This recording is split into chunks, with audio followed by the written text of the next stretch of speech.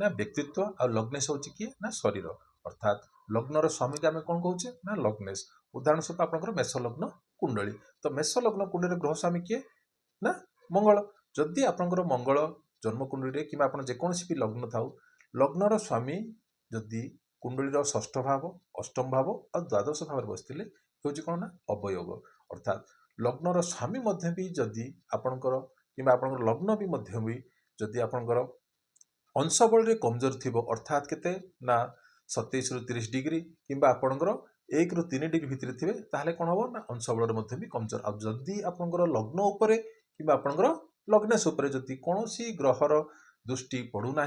ताहले कौन हम आपणकर लग्न और लग्नेश भी कमजोर अवस्था आदि से परिस्थिति एभलिया परिस्थिति जदि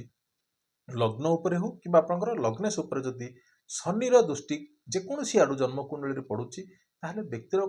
कौन कार्य ठीक समय हो पारे तो से कौन करेंगे ना आपंकर लग्न हो कि आपंकर लग्नेश को कौन करेंगे ना बलवान करेंगे। उदाहरण स्वरूप मेष लग्न कुंडली तो ताहले कौन करेंगे ना आप ना रत्न धारण करेंगे ना आप किसी करेंगे तो से क्षेत्र में आप किसी करेंगे तो से आप कौन करेंगे ना तंबा जल अर्थात कौन हो ना तंबार पात्र जल रखी कौन करेंगे कंटिन्यूअस बेसिस